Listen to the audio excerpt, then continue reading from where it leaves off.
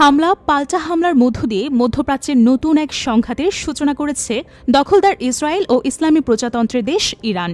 বিমান হামলা চালিয়ে ইরানের বেশ কিছু সামরিক ও পরমাণু স্থাপনায় হামলা চালিয়েছে ইসরায়েল। পাল্টা প্রতিশোধ হিসেবে ঝাঁকে ঝাঁকে মিসাইল ছুড়ে ইসরায়েলকে বিপর্যস্ত করে ফেলেছে তেহরান। এছাড়া আত্মঘাতী ড্রোন ব্যবহার করে বেশ সফলতা পেয়েছে ইরানের প্রতিরক্ষা বাহিনী। আরাশ সিরিজের আত্মঘাতী ড্রোন ইসরায়েলি টার্গেটগুলোতে সফলভাবে হামলা চালিয়েছে বলে দাবি করেছে ইরান।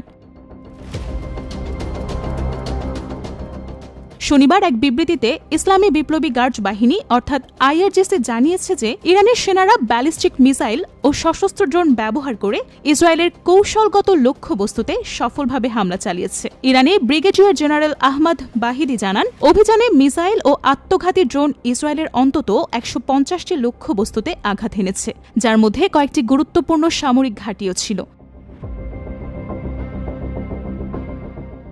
ইসরায়েলের সূত্রগুলোও বলছে, দুটি ইরানি ড্রোন মৃত সাগরের আকাশসীমায় প্রবেশ করলে সেখানে এবং পশ্চিম তীরে অবস্থিত দখলকৃত বসতিগুলোতে সাইরেন বেজে ওঠে। ইরানের আরাশ সিরিজের আত্মঘাতী ড্রোন হল দীর্ঘ পাল্লার এক ধরনের কামিকাজে ড্রোন। এগুলো নির্দিষ্ট লক্ষ্যবস্তুতে আঘাত হানার জন্য নিজেই বিস্ফোরণ ঘটে। ইরানি সামরিক প্রযুক্তিতে তৈরি এই ড্রোনগুলো উচ্চমাত্রার বিস্ফোরক বহনে সক্ষম এবং রাডার এড়িয়ে দীর্ঘ দূরত্ব অতিক্রম করতে পারে। আরাশ সিরিজের ড্রোনগুলো বিশেষভাবে ইসরায়েলের মতো দূরবর্তী লক্ষ্যবস্তুতে